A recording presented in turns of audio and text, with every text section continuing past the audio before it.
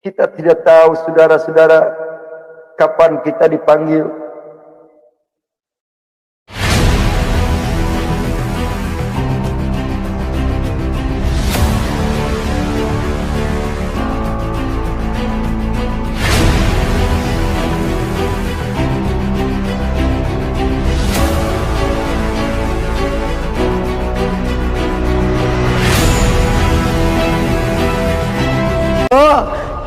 Mengerumuni Muhammad. Jadi itu dipraktekkan seperti itu. Makanya rebutan cium batu. Dianggap itu batu itu rajanya jin. Ya, Muhammad itu rajanya jin. Haleluya.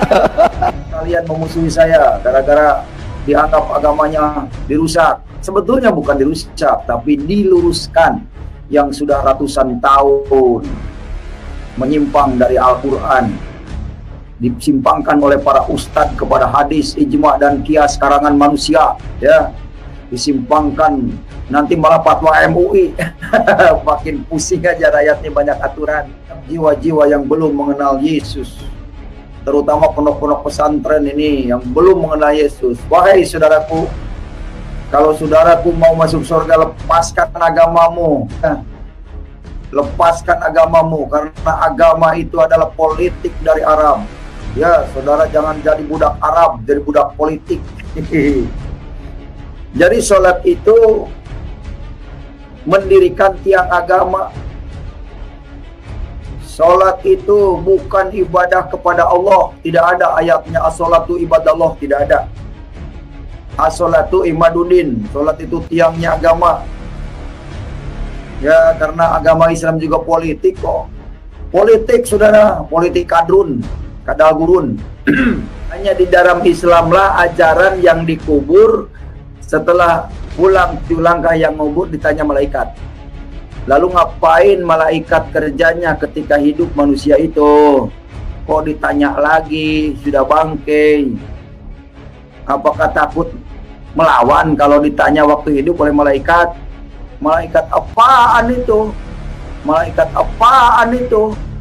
Waktu hidup tidak mau nanya, setelah mati ditanyain itu bangke. Nah, yang gak mikir itu kan pengikutnya. Pengikutnya, ya, yang percaya gitu. Logikanya bagaimana itu? Orang sudah bangke begitu ditanyain malaikat. Malaikatnya gak punya pikiran kali ya? Ajaran yang mengajarkan doktrinasi supaya tidak timbul peledakan di mana-mana lagi. Tidak stop itu, harus stop pengajaran itu. Ini pengajaran kitab kuning ini, saudara. Ini pengajaran kitab kuning ini, saudara.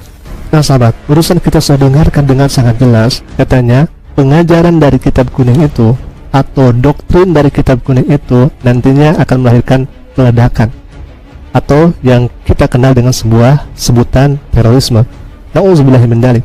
Kalau misalkan hal ini diketahui oleh santri yang belajar di pesantren, tentunya mereka tidak akan ridho, tidak akan ikhlas mendengarkan pernyataan sebab ini. Kenapa?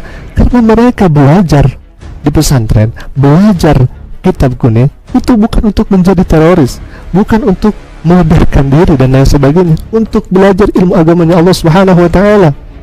Kami belajar di pesantren, tidak ada pengajaran untuk terorisme. Tadi Sekretaris Umum PP dia meminta supaya diperiksa kejiwaannya. Saya rasa nggak usah diperiksa kejiwaannya, orang ini sehat ini. Cuma dia memiliki kebencian kepada Islam.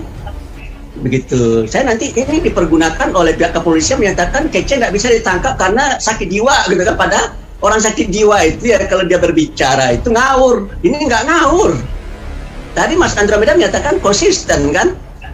Begitu kan, kalau konsisten tuh bukan orang sakit jiwa itu, orang yang sehat jiwanya tetapi ya memiliki kebencian terhadap Islam. Ini yang disampaikan oleh Sekjen PBNU. Maka untuk itu kami mohon, dan saya juga sudah menyampaikan pesan kepada Pak Kapolri ya, untuk segera mengusut masalah ini agar apa yang dilakukan oleh Kece ini tidak dianggap sebagai sebuah pembiaran dan pembenaran ya. Mengingat apa yang disampaikan oleh Kece ini tidak dalam kapasitas sebagai seorang yang mengerti agama. Ya, kalau di Islam sendiri, kalau kita memetakan bagaimana dia baca Qur'annya, dari makhrajnya, tajwidnya banyak keliru dia. Membaca sejarah juga banyak keliru. Ya. Jadi saya tidak yakin bahwa yang bersangkutan pernah belajar Islam secara sungguh-sungguh. Ya, yang pernah dia akui bahwa katanya pernah ikut beberapa pesantren dan pernah memeluk Islam dan keluar pada tahun 2003. Saya tidak yakin. Kominfo saat ini akan segera melakukan penindakan karena ini sebetulnya ada dua urusan, Mbak, di level tengah dan di level hilir. Level tengah adalah pemutusan akses, level hilir adalah penegakan hukum. Kami sedang berkoordinasi dengan Bareskrim Mabes Polri, bahkan dengan Polda Jawa Timur yang menerima aduan pertama, untuk segera melakukan tindakan-tindakan yang diperlukan. Kita memberikan waktu juga kepada Bareskrim untuk menyimpan, menganalisis video-video tersebut supaya barang bukti ini tetap aman dan bisa diproses secara hukum. Tetapi yang pasti Kementerian Kominfo akan segera melakukan tindakan pemutusan akses setelah proses identifikasi ini yang sebetulnya malam ini kemungkinan besar akan selesai dan kemudian akan segera dilakukan pemutusan akses. Bukan, ya itu untuk proses. Tapi saya kira secara umum sudah memenuhi syarat unsur-unsur pasal 156A KUHP atau pasal 28 ayat 2 Undang-Undang ITE, itu saya kena ya. Oke. Saya kira untuk kepastian hukum, ya saya kira ini perlu ya diproses. Baik. Kalau tidak ini akan menimbulkan ketidakpastian hukum gitu ya. Dan menurut saya juga tidak bisa berlindung bahwa ini karena HAM, ya, hak asasi manusia dalam kebebasan untuk menyatakan pendapat. Nah, di dalam undang-undang HAM itu sendiri, kalau misalnya seseorang ya perbuatannya bisa menimbulkan perpecahan, bisa menimbulkan pertentangan itu, dia tidak bisa berlindung bahwa itu dia adalah karena kebebasan menyatakan pendapat. Jadi saya kira tidak ada hal-hal yang bisa membenarkan atau memaafkan tindakan MKC ini. Baik.